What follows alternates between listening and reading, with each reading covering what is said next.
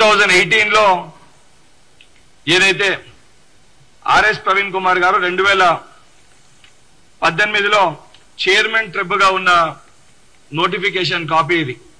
2018 ఏదైతే 2017 లో ట్రిబ్ ఫామ్ అయిన తర్వాత 2018 లో ఆర్ఎస్ ప్రవీణ్ కుమార్ గారు ఏదైతే ఆ రిక్రూట్మెంట్ బోర్డ్ కి సంబంధించి చైర్మన్ గా ఉన్నప్పుడు ఇచ్చిన నోటిఫికేషన్ కాపీ. ఈ నోటిఫికేషన్ కాపీలో చాలా స్పష్టంగా ఏదైతే రూల్స్ ఉన్నాయో వేకెన్సీస్ పొజిషన్ లో చాలా స్పష్టంగా జిఓఎస్ నెంబర్ 81 ని ఫాలో అవుతాము. ఆ జిఓఎస్ నెంబర్ 81 లో ఏంటంటే ఏవైతే వేకెన్సీస్ ఉంటాయి అవి నెక్స్ట్ నోటిఫికేషన్ కి క్యారీ ఫార్వర్డ్ అవుతాయని చాలా స్పష్టంగా జిఓఎస్ నెంబర్ 81 లో చాలా క్లియర్ గా పాయింట్ నెంబర్ 9 లో చాలా క్లియర్ గా మెన్షన్ చేసి ఉంది.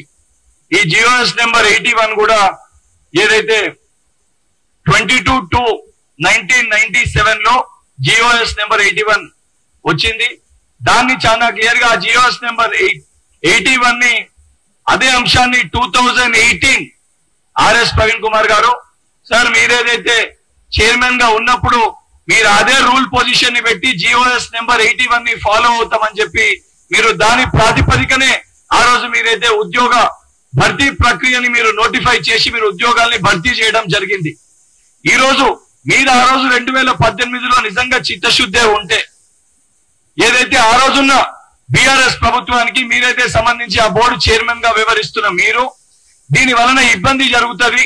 ఏదైతే సంబంధించిన స్టూడెంట్స్ కి వేకెన్సీస్ 1:1 పిలిస్తే నెక్స్ట్ ఉన్న వాళ్ళకి ఉద్యోగాలు రాదు అని చెప్పి మీరు భావించింటే అప్పుడే మీరు ఈ జిఓఎస్ నెంబర్ 81 లో మార్పులు చేర్పులు తీసుకొని వస్తే 2023లో ఏదైతే మళ్ళీ ఈ బోర్డుకి సంబంధించి 2023 బీఆర్ఎస్ పార్టీ ఇచ్చిన గురుకుల నోటిఫికేషన్ రెండోసారి ఇచ్చిన గురుకుల నోటిఫికేషన్ లో కూడా సేమ్ అదే రూల్ పొజిషన్ ఇక్కడ కూడా మెన్షన్ చేయడం జరిగింది. Vacancy rule position same rule position ఇక్కడ కూడా మెన్షన్ చేశారు. ఈ రూల్ పొజిషన్ లో కూడా చాలా క్లియర్ గా ఏమని రాసి ఉంది, the recruitment will be made to the vacancies notified before the examination. There shall be no waiting list as per GOs number 81 general administration department dated on 22/2/97. if the additional vacancies are reported by the government and addendum to be the effect will be issued అని very clear గా మీరు 2018లో ఏదైతే ఉండే same అదే 2023 ఏదైతే 2022 notification లో కూడా చాలా స్పష్టంగా అదే రూల్ పొజిషన్ ని కూడా పెట్టడం జరిగింది.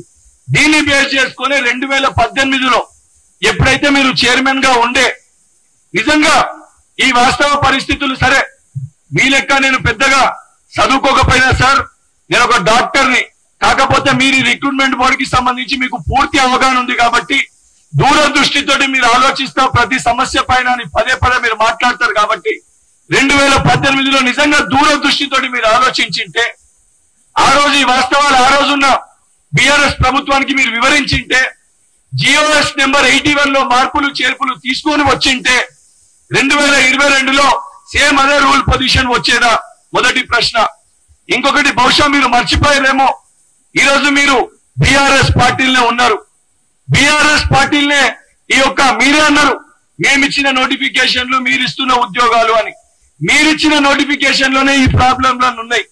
ఈ రోజు ఈ సమస్యలన్నీ ఉత్పన్నం కానికి కారణము కల్వకుంట్ల చంద్రశేఖరరావు గారు ఆలోచన లేకుండా ఏదైతే సంబంధించి నిపుణుల మాటలు వినకుండా మరి బహుశా 2018లో మీరు చెప్పిండ్రా చెప్పలేదా? మరి మీ మాట కేసీఆర్ గారు విన్నరా వినలేదా? మీరే సమాధానం చెప్పాలి దానికి. దాన్ని బేస్ చేసుకొని నేను చెప్పిన 2018లో మీరు మార్పులు చేర్పులు తీసుకొని వచ్చింటే ఈ రోజు 2022లో ఆ నోటిఫికేషన్ లో ప్రాసెస్ వచ్చేది కాదు. ఏదైతే 2023 నోటిఫికేషన్ లో 2023 నోటిఫికేషన్ లో ప్రాసెస్ వచ్చేది కాదు.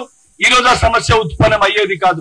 అయినా కూడా ఈ సమస్యని పరిష్కరించాలి, ఏ రకంగా పరిష్కరించాలని ఒక ఆలోచనతోటి ముఖ్యమంత్రి గారు సంబంధించిన డిపార్ట్మెంట్ లీగల్ ఒపీనియన్ తీసుకొని ఆ సమస్య పరిష్కారానికై మేము కృషి చేస్తున్నాం. అవన్నిటినీ పక్కన పెట్టి మాకేం సంబంధము మేమేం చేస్తామంటే 100% సార్ నేను సిద్ధంగా ఉన్నాను. ఏదైతే మీరు అన్నట్టు వాస్తవానికి కల్వకుంట్ల చంద్రశేఖరరావు గారిని రమ్మనండి, లేదా వారికి ఆరోగ్యం సహకరించకపోతే వారి యొక్క తనయుడు ఏదైతే షాడో ముఖ్యమంత్రి లెక్క మొన్నటి లెక్క పనిచేశాను చెప్పుకుంటున్నా, కల్వకుంట్ల తారక రామారావు గారిని రమ్మనండి. తనతో పాటు వాళ్ళ బావ హరీష్ రావు గారిని కూడా ఎంట పెట్టుకొని రమ్మనండి. కేటీఆర్ గారు, హరీష్ రావు గారు మీరు రండి. మీరు ఎక్కడికి రమ్మంటే అక్కడికి చాలా లెక్కలు తేల్చుకునేది ఉంది. ఏదైతే మీరు చేసిన మోసాలు గాని, మీరు ఇచ్చిన వాగ్దానాలు ఎన్ని మోసాలు చేసిర్రు, ఎన్ని అవకతవకలు జరిగినాయి, ఈ రోజు ఈ సమస్యలన్నిటికీ కారకులు ఎవరు, అసలు జియో 46 తెచ్చింది ఎవరు, 2018లో ఈ జియో నెంబర్ 81 మార్పులు చేర్పులు చెయ్యంది ఎవరు, ఇవన్నిటిపైన చర్చనికి నేను కూడా సిద్ధంగా ఉన్నా. మరి కేటీఆర్ గారిని తీసుకొని వస్తారా, కేసీఆర్ గారిని తీసుకొని వస్తారా, హరీష్ రావు గారిని కూడా వెంట పెట్టుకొని వస్తారా? సమయము, తేదీ, స్థలము మీరు నిర్ణయించుర్రి. మీరు చెప్పిన తేదీకి, చెప్పిన సమయానికి, చెప్పిన స్థలానికి నేను రానికి సిద్ధంగా ఉన్నా. ఏదైతే మీ అంతా ఎక్కువ చదువుకోకపోయినా, ఏదైతే సంబంధించి బీఆర్ఎస్ పార్టీలో ఆ లీకేజ్ సమయంలో అదృష్టవశాత్తము నా చదువంతా కూడా, నా ఇంటర్మీడియట్ గానీ నా స్కూలింగ్ అంతా కూడా కాంగ్రెస్ హయాంలో జరిగింది కాబట్టి ఏ అవకతవకలు జరగకుండా, ఎక్కడ లీకేజ్లు జరగకుండా కంప్లీట్ చిత్తశుద్ధితోటి నా చదువు నేను పూర్తి చేసుకొని, నేను డాక్టర్ వృత్తిగా ఏదైతే కొద్దిగా ఆలస్యమైనా కూడా నా మెడిసిన్ ని కంప్లీట్ చేసుకొని ఈ రోజు నేను తెలంగాణ మెడికల్ కౌన్సిల్ గా కూడా ఒక ఎన్రోల్డ్ డాక్టర్ గా ఉన్నా. నాకున్న చదువుతోటి, నాకున్న జ్ఞానంతో, నాకున్న ఎవిడెన్సెస్ నేను బయటికి తీసుకొని వచ్చి పెట్టినా.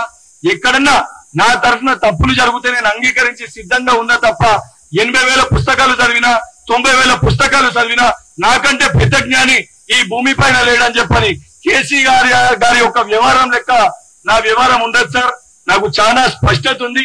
మరి నిజంగా మీకు స్పష్టత ఉంటే కేసీఆర్ గారిని బయటికి వచ్చి ఈ వాస్తవాలు చెప్పమని చెప్పండి. ఆయన మాకు పాఠాలు చెప్పిన గురువులు, నిజాయితీగా నీతితోటి నేను పుట్టింది, నా రాజకీయ అరంగేట్రం ఎన్ఎస్ఐ రాష్ట్ర అధ్యక్షుల లెక్కనే ఉన్నా. నేను గత 11 సంవత్సరాలకెళ్ళి కాంగ్రెస్ పార్టీలో ఉన్నా. ఏదైతే నా గురువులు నేర్పారు, ఒక సిద్ధాంతాల పరంగా ఏ పార్టీలో అయితే ఉంటామో, దేంట్లో ఉంటామో ఆఖరి శ్వాస వరకు దాంట్లోనే ఉండాలని చెప్పి నాకు నేర్పారు.